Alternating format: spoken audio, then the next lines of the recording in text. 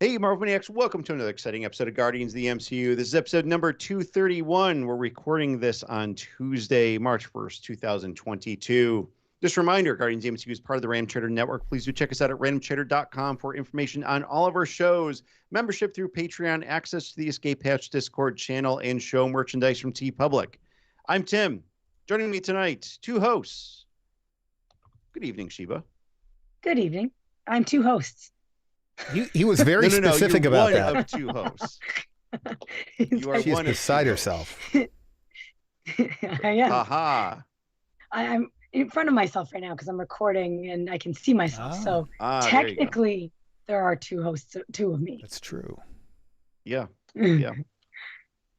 The other melodic voice that you hear on this show is that of Eric. Hi, Hello. Eric. I would sing for you, but I've got a sore throat, so I will refrain. Haha. Very funny. I didn't even plan that one out. I'm kind of proud of myself for that one. Wow. That's a good one. I like puns and dad jokes, so that I make them regularly, and both Tim and John kind of. Do you guys play any instruments at all? Since we're talking about music, clarinet. Awesome.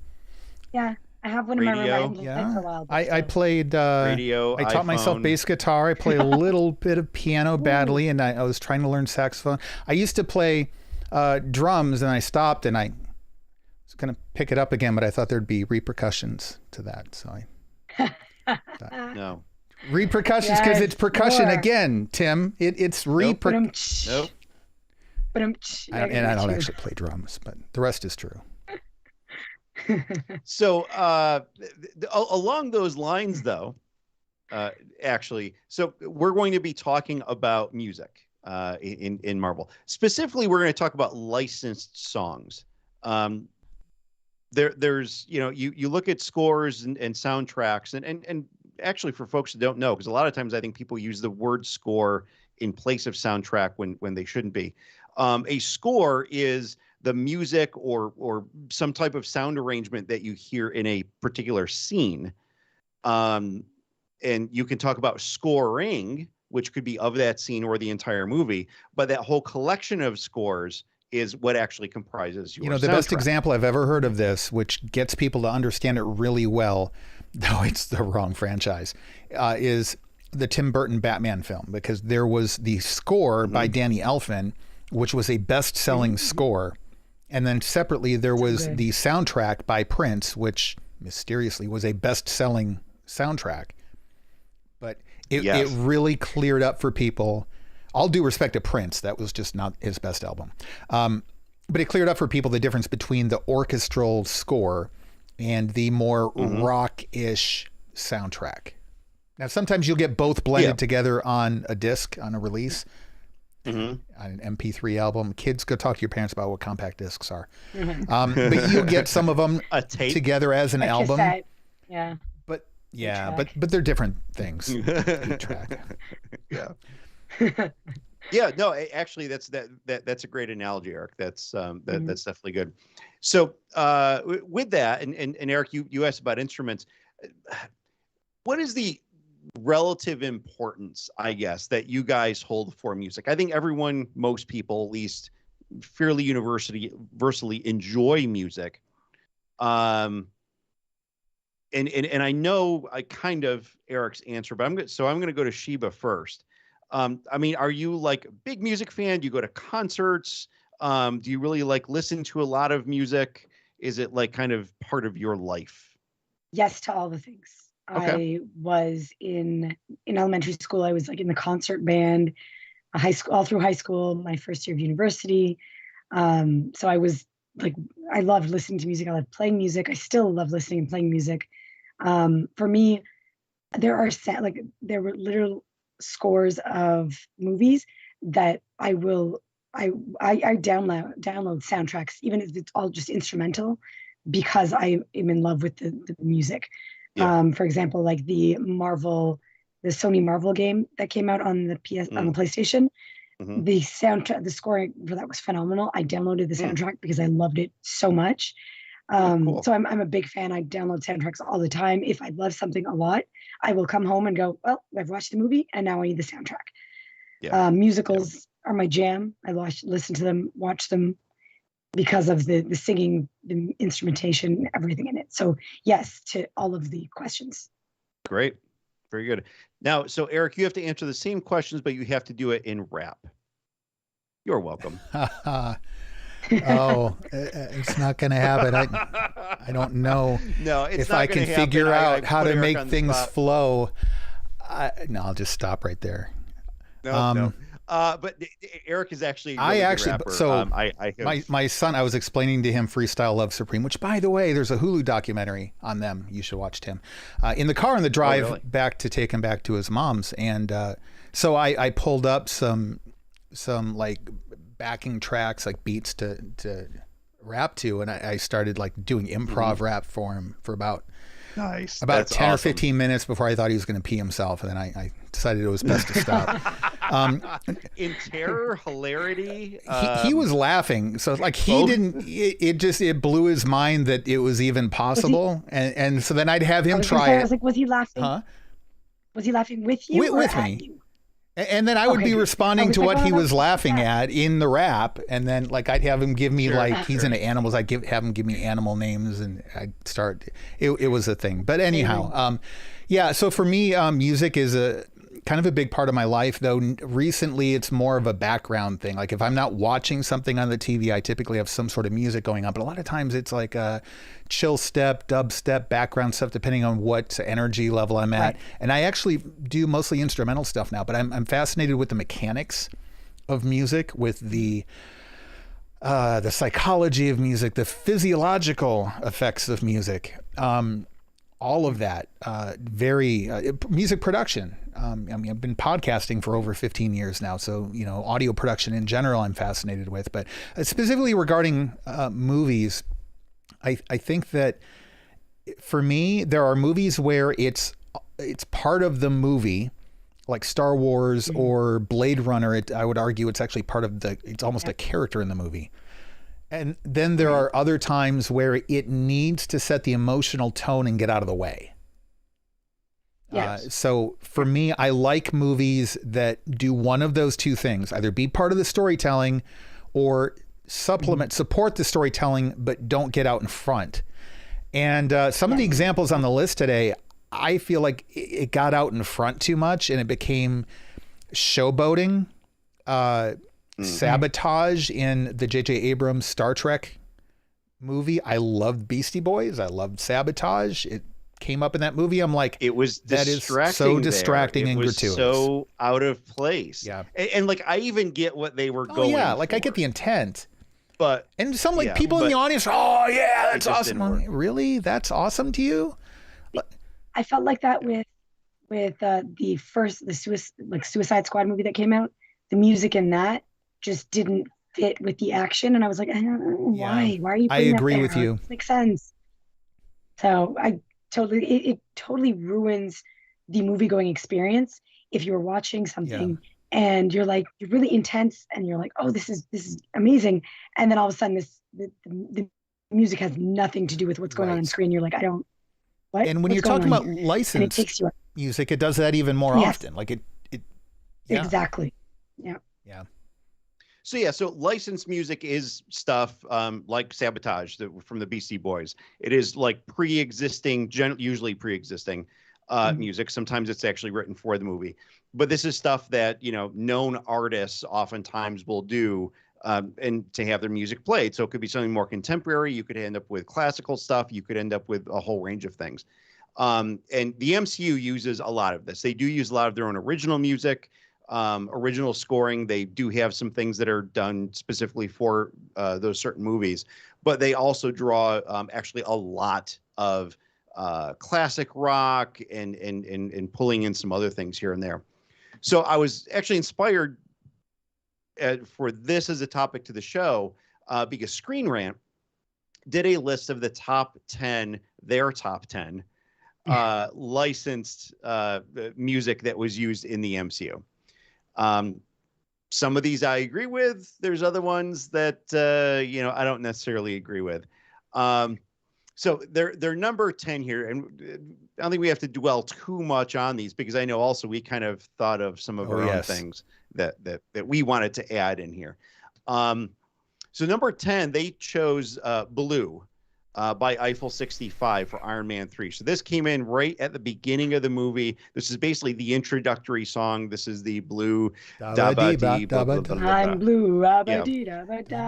So I think most people know that song. Again, when you think about the lyrics to the song, I get why they did it, but boy, I just wasn't. Yeah. That's not a top 10 for me of anything. Certainly, Iron Man 3 is in the top 10 for better than Iron Man 2. Yeah, that's what I say. If you hold the list upside down, the grown-ups are talking, Tim. Finally, because it's usually John and Tim versus me. John thinks that too. Oh my gosh, we're gonna have to fix John. John has the right opinion. Whereas other people, maybe not so much. I want you to cosplay as Whiplash and then tell me how cool Iron Man 2 is. Thank you. Just saying. That Whiplash brings down the whole movie by like 1,000 points. So, like no other argument. This song that it bothered me that this song was on the top 10 list, and then after looking at this, I made up my own list, which I whittled down to 12, and I'm like, after seeing what other things that got left off the list, this one's just insulting. Yeah, like Blue, like I don't know, that maybe it's just me because I remember listening to this song as I was like staying up late doing homework in high school. So for me, it just like automatically, I'm like, oh, high school, oh, homework. That's just what it is I associate it with now. So every time I hear it, I'm like, I guess, I don't know. So maybe that could be the reason why it wouldn't be on my list. It'd be like, I wasn't like, I was like, oh yeah, Iron Man, excited now. It was just like, all right.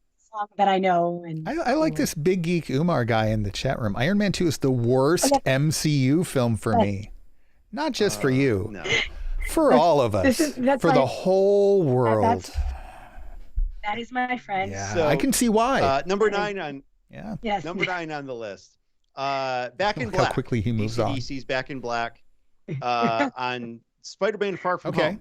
And so this is interesting because, of course, we were used to getting AC/DC mostly associated with Iron Man, but Back in Black, it worked because of Spider-Man's black suit and his kind of, I'm kind of the Iron Man protege type of thing, even though that's not what it turned out to be. But I think it was well placed, and anything AC/DC I love. What do you guys think? And briefly, guys, we have a list to get I think through, the lead singer of AC/DC needs a throat lozenge or something. I'm not a fan of AC/DC, but the song was okay. It's fine.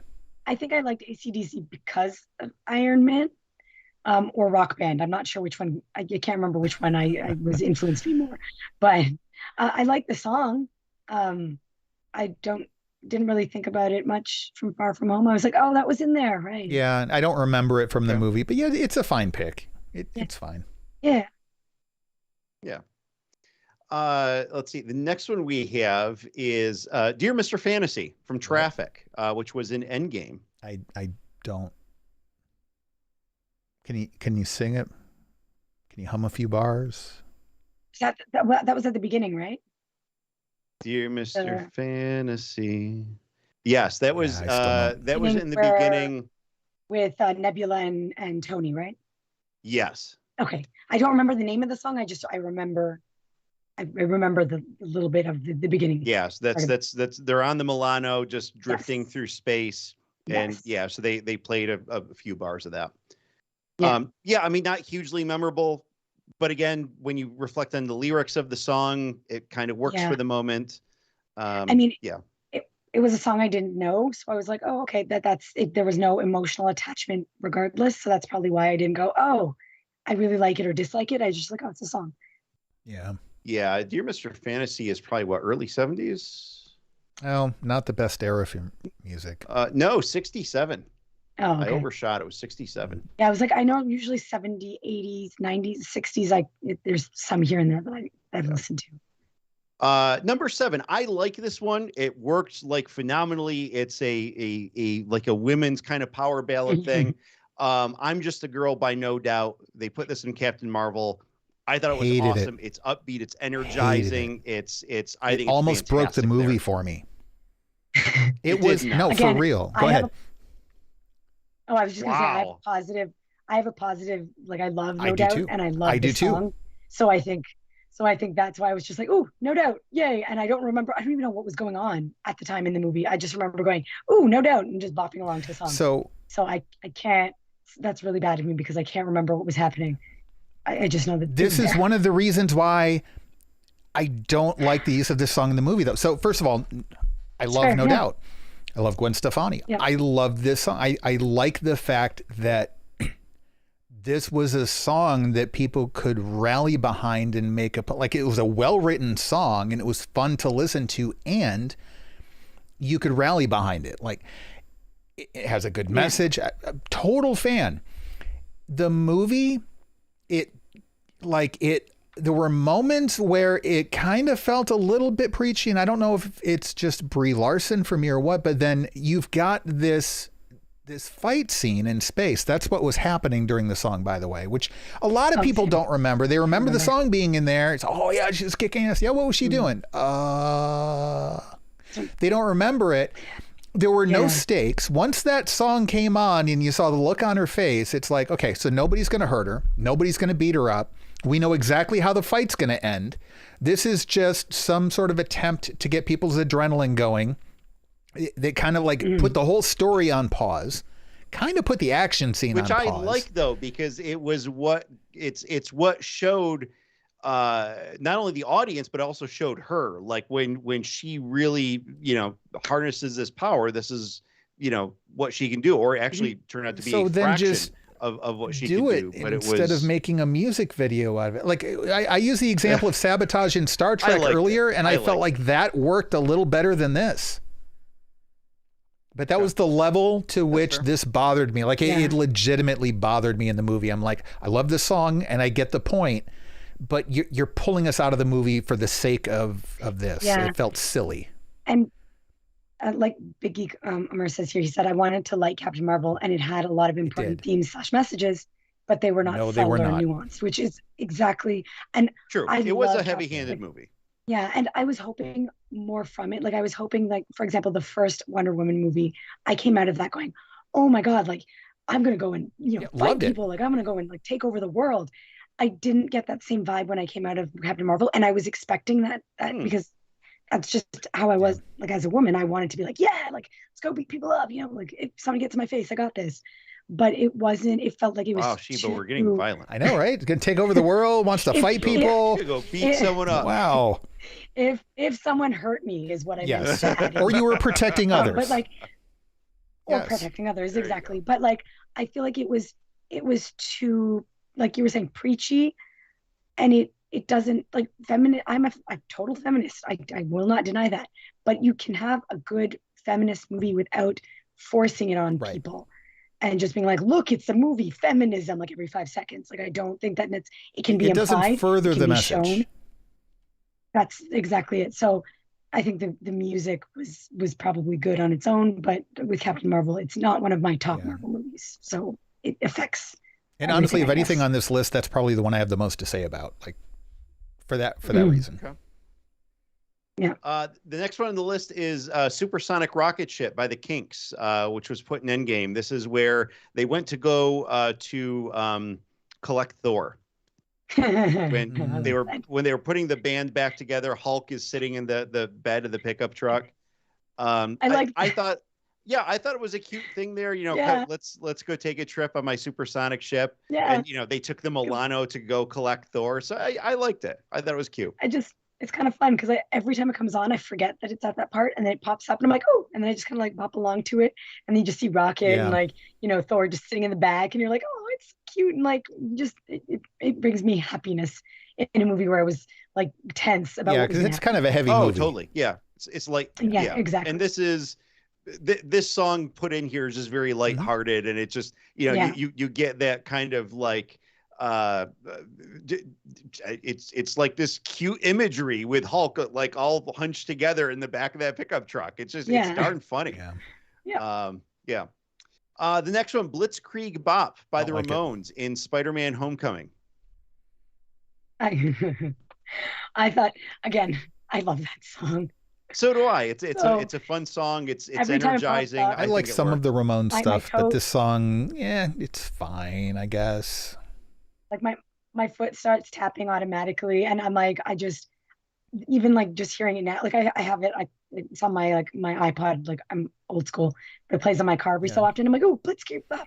And so it's I enjoyed it. The choice of the Ramones at the very least is good because they have a certain energy to their music that I think often works well in movies without taking the center stage. Yeah. I agree. Let's see. Shoot to Thrill, again by AC/DC, put in the Avengers. Again, AC/DC, I like it. Makes me very happy. Which where does it show up in the Avengers again? I'm really apparently bad with names, so some I remember and some I don't. That's actually a good question because I don't remember either. I wonder if it's like one of the Chitauri scenes. Because I know that when Iron Man shows up when Loki is in Germany, there is some AC/DC. Yes, I don't remember if it's that must be it. Yes, that is exactly it. That's I'm when like, I remember he blasts over. it while Black Widow is talking, or somebody, and then he blasts it through the speakers, and he's like, "Hey, Widow, did you miss me?" Yeah. Was that okay? Yes, that's. I didn't remember. I hear AC/DC and I tune out and get a sore throat. Their number 3 choice on here, I thought was a fantastic choice.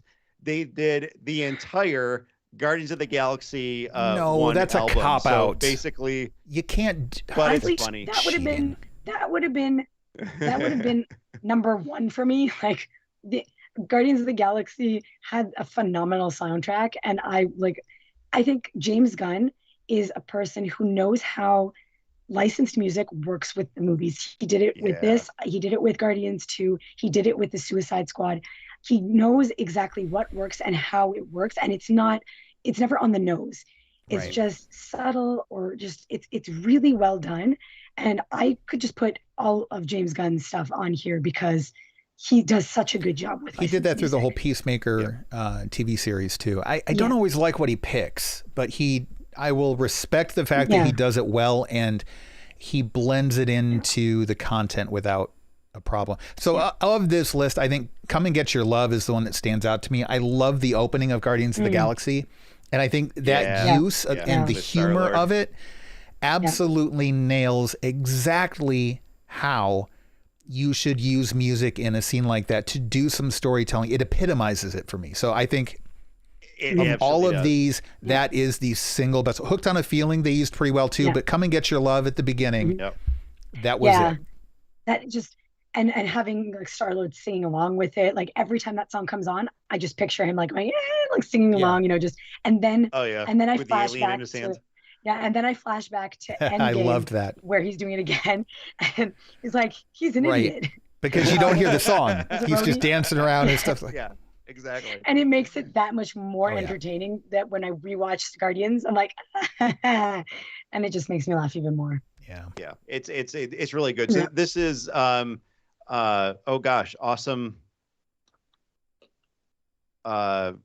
What was the name of it? Awesome sound mix, music mix. Awesome mixtape, volume 1. Volume mix 1. Yeah, awesome mixtape, volume 1. Yes.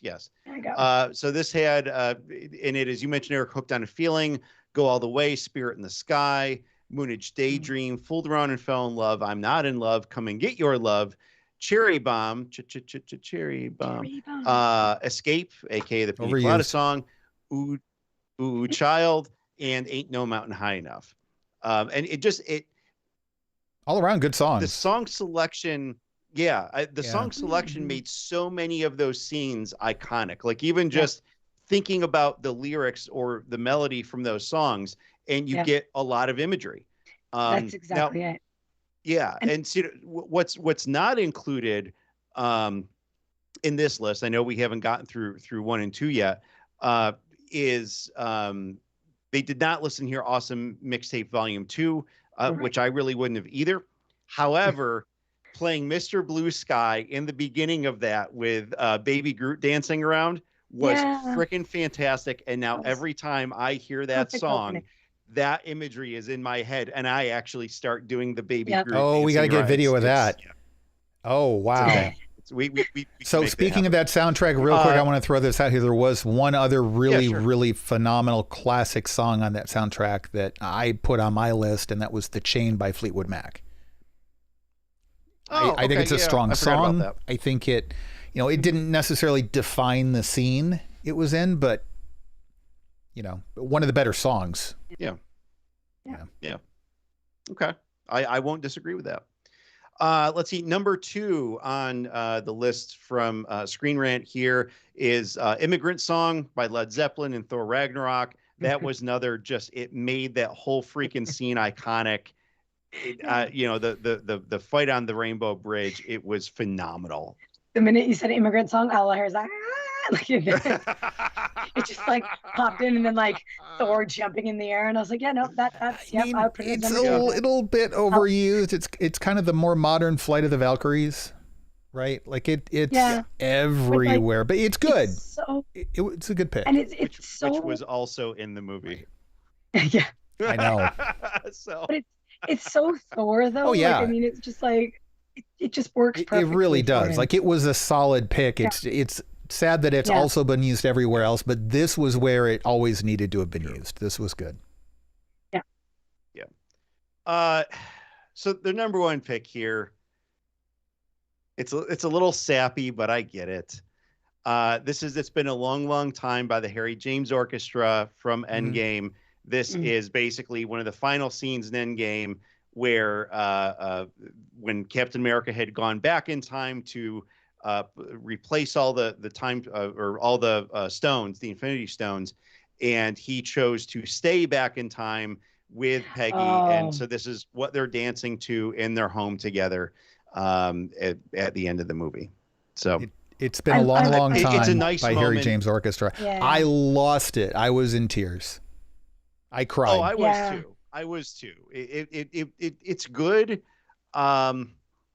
And music definitely helps bring out emotion for me in a lot of movies. Yeah. I don't know if it was my number 1. You're wrong. It's number 1. Yeah. Okay. No, Tim. This was all right. This is that stab you right in the heart and twist it moment like this. And I don't even know the song. I would have picked a bunch of other songs from that era over this, but only because I didn't know this song like this. And that whole moment. And it was one of those things where the song didn't distract you from this other stuff going on. And yet this song also made the moment even stronger. Yeah. And again, I think it, again, I didn't know it was an actual song. I just thought it was like orchestral music. And I'm like, yay. And then I found out later it was an actual song. And I'm like, oh, yes. Okay. I didn't know that. I too really liked it. I liked the instrumental part of it that they put in. And now every time I hear it, I just think back to Peggy and Steve. Like it literally is Peggy and Steve for me. Like that is the embodiment of their song. Like there theme song. Exactly. So for me, I mean, again, I don't know if it was number 1. I guess maybe, I don't know. I'm really like attached to it. I don't know if it would be number 1. I'm just attached to it because I like this. I like the sound of the song, and I like how it fits with Peggy and Steve. And that's all I know. Yeah. Sheba, are there any songs that you would add to this list that Screen Rant has either by error or omission omitted? Personally, I would have put the entire Black Panther soundtrack on here as well, but that's just me. But specifically though from that movie, the song where the Black Panther theme by Kendrick Lamar is fantastic when they're walking into the club. I think that I don't know what it does. I think I like the song in general, but I just like how that song goes. And it just fits really well with what's going on. And it just gets me really pumped up. Like, yeah, Black Panther. Like I just get really excited every time I hear the soundtrack or hear that song. And so again, all of Black Panther, it should have been on there, but that's just me. I am a very big fan. There was a lot of licensed stuff on Black Panther though, was there? Well, there was the Black Panther song, the Kendrick Lamar one, and then at the end of the movie, you had like all the stars, so it wasn't really in the movie. But those were both written for the movie too, so they were licensed, but they were licensed to be created for the movie. So, but they were both really strong. Oh yeah, and I mean, the soundtrack overall for the movie was fantastic. So I mean, I would have included that in there, but oh, and someone else on the chat here pointed out the soundtrack from Shang-Chi was fantastic. There were a lot of great licensed music that I had never heard of before, but I really liked it. I was like, oh, I need to go home and download this song because it's really catchy, or it's really like. And again, it didn't take me out of the movie. It just got me like my foot bopping, my head bopping, and I was like, yeah, I'm what's coming up next? Like, what else are we going to see with Shang-Chi? Like, there was a part where he's walking to Katie's house, and that song it's a very quiet moment, like not a very like very bass heavy song, but it works with Shang-Chi just kind of walking towards Katie's place. But yeah, that was another great soundtrack. So yeah, Black Panther, Shang-Chi. I kind of noticed that there wasn't a lot of diversity in terms of like rap or anything that had a little bit of diversity on this list. Yeah, a lot of I have some rap on my list. Most of it's classic rock. Yeah, which I was like, I thought it was really interesting that there was a lack of diversity on the list. And I mean, it's not like Marvel didn't have a lot of diverse music in their movies, which I thought was interesting. But I like to bring the diversity thing into some discussion. Of so maybe not diversity in style of music, some diversity in artist representation from some of the older stuff, I think, right? Like the 70s, or maybe that's more from other lists I've seen. Yeah, even here, some of the Guardians of the Galaxy stuff. Yeah, you're right. There's really... Yeah, there's not a lot. Wow, I had a more diverse list than them. Yeah. Somebody did also mention in the chat, Geek Umar had mentioned the use of Whitney Houston's "I Will Always Love You" in the montage for Iron Man and anybody that had passed away. Whitney Houston has always held a special place in my heart. So anytime her songs are used, no matter how many times I've heard them, I will still go, "Yep, good placement, good placement." Yep. Yeah. So Eric, what's on your list? So I'll go through this mostly quickly. I was shocked that I don't even like the song that much. I don't like the group, and I don't like that whole style of music. But Iron Man by Black Sabbath, like when Iron Man first walks out of the cave, I'm thinking, oh, they're going to put that at the top of the list, and it didn't even make their list at all. And I'm like, well, it should have been somewhere on the list. Yeah. So that was a little surprising. There was some stuff from Captain Marvel that I liked because it was 80s music, and it didn't overpower the movie. So Come As You Are by Nirvana, which I know is technically 90s. Man on the Moon by REM. Only Happy When It Rains by Garbage. Connection by Elastica. A little more of a deep cut. I freaking love that song. Right. Only Happy When It Rains. That was I like that placement in that movie too, in Captain Marvel. Time by Pink Floyd and the Eternals. I thought that worked well. It was actually another Pink Floyd song I took off of this too, from Doctor Strange. Let's see, looking over the list here, I mentioned The Chain by Fleetwood Mac and Guardians of the Galaxy 2. Groove Holmes by Beastie Boys and Iron Man 2. A little bit of a deep cut because it's from the Beastie Boys instrumental album. Yes, it exists. Oh, yeah. So they play that at the party. Yes. Yep. I think it's at the party. Yes. Yeah. That song's actually been used in a lot of different films. When Tony's DJing. Yep. Yeah, it's very catchy. It's as much as I hated Iron Man 2, I found there were a lot of picks from Iron Man 2 on my list. Groove Holmes. Another one, Bites the Dust by Queen. Good song. It Takes Two by Rob Bass. And DJ Easy Rock. Great anytime it's been used. And let's be honest, I find that movies that are like, all right, they usually have a better soundtrack. It's like they're kind of overcompensating, maybe. I don't know. But, I mean, It Takes Two is such a good song. Although I will still associate that with The Proposal with Ryan Reynolds and Sandra Bullock. It's forever stuck in my head. So anytime somebody's like, It Takes Two, automatically I hear Ryan Reynolds singing It Takes Two. then I can't be erased. I associate it with, which is a very funny scene, and I like that movie. It was a good one. Yeah. I always associate it with, it's better than Iron Man 2. Celebration 2017, me doing the rap on microphone with our audience members, and then Jay Shepard coming up and joining in on the chorus, and because he also knows all the lyrics to the verses and stuff. It was fun. And there's a recording of it, and no, you're not going to hear it. Maybe. Aww, I don't know. I'll play it at some point. Yeah. So I had a longer list too, but 2 other honorable mentions. And I say this because, again, I feel like it kind of added to the storytelling. I've Got No Strings from Pinocchio. Wasn't performed in the movie, but it was so overtly thematic in Avengers Age of Ultron to have Ultron like quoting that. And then the kind of eerie use of it in the trailer too. It really represented the movie so well, and kind of the whole point of the film.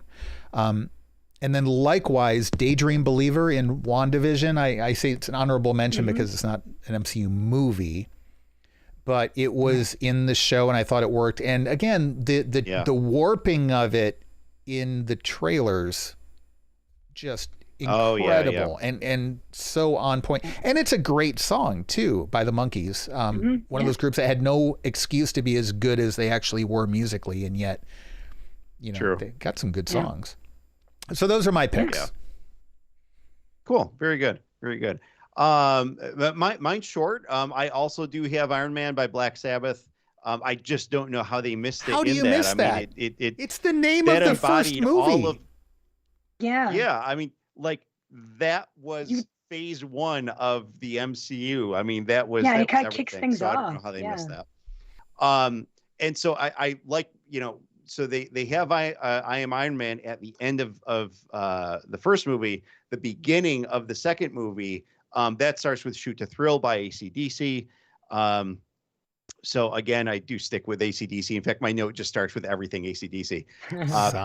But yeah, Shoot to Thrill. I love that scene where he jumps out of the back of the airplane and he's, you know, diving down to his, you know, Starkathon that he does there. And the greatest thing is that just how flawed Tony Stark still is that he's doing all this cool stuff. He's doing these acrobatics. He's making this big show, and poof, he gets bamped by a firework. The funniest damn thing. And like, I love it. I love it. But of course it doesn't stop him. He keeps going on and yeah. So it made the beginning of that movie then iconic. And it's just this great pickup after ending the first movie with Black Sabbath. So yeah, that's it. That's what I got. That's what I got. So I don't know, fun episode, guys. Was this good? I liked it. Yeah. Okay. All right. I mean, I love these kind of list things because there's like so many of them. There's like music ones. I saw one once where it was like, what's it called? Marvel moments where everybody cheered in the theater, and there was like my sister and I were reading those, and we're like, half of the ones that are on here, I would not have that was okay, but what about this, and this? Right. So I feel like we should do one of those too because it's interesting to see what our thoughts are. And it's always interesting because you find the ones that you disagree with, and that makes it interesting. And then also you find the ones where, I forgot all about that. And you remember things that you wouldn't have come up with, but other people did. And you're like, that's such a good choice. Yeah.